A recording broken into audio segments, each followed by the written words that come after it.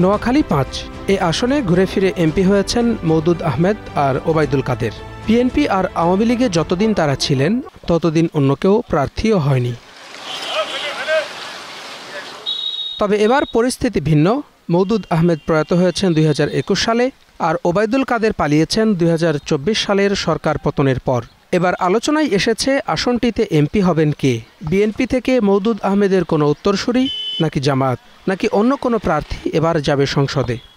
যারা মানুষের কল্যাণে কাজ করবে, দেশের কল্যাণে কাজ করবে, ওই ধরনের প্রার্থী আমরা চাই, যে কোনো দল থেকে আসুক। জনগণের সুখে দুঃখে থাকবে, এলাকায় থাকবে, উন্নয়নের সাথে থাকবে, ওরকম যোগ্য থেকে আমরা সামনে ভোট দেব। আমরা নতুন বাংলাদেশে এমন একজন আমাদের এখানে এমন একজন নেতা চাই, এমন একজনকে নির্বাচিত করে সংসদে পাঠাতে চাই যে সব সময় আমাদের তরুণদের জন্য কাজ করবে।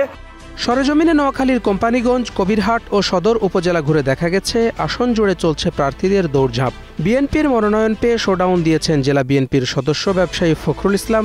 উঠান বৈঠক, কর্মী সভা আর পথসভার মাধ্যমে চালাচ্ছেন প্রচারণা।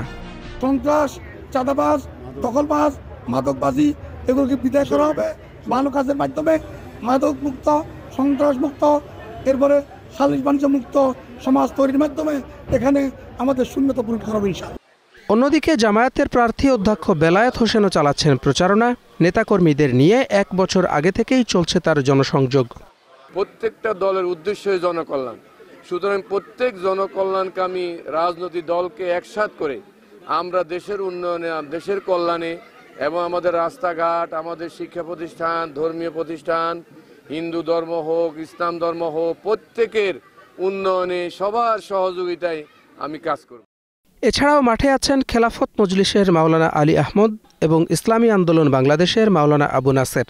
তবে এনসিপির কোনো প্রার্থী দেখা যায়নি এ আসনে। ৪,৯০,৯০০ ভোটের এ আসন থেকে কে যাবেন সংসদে তা জানতে অপেক্ষা করতে হবে নির্বাচন পর্যন্ত। Desk report, star news.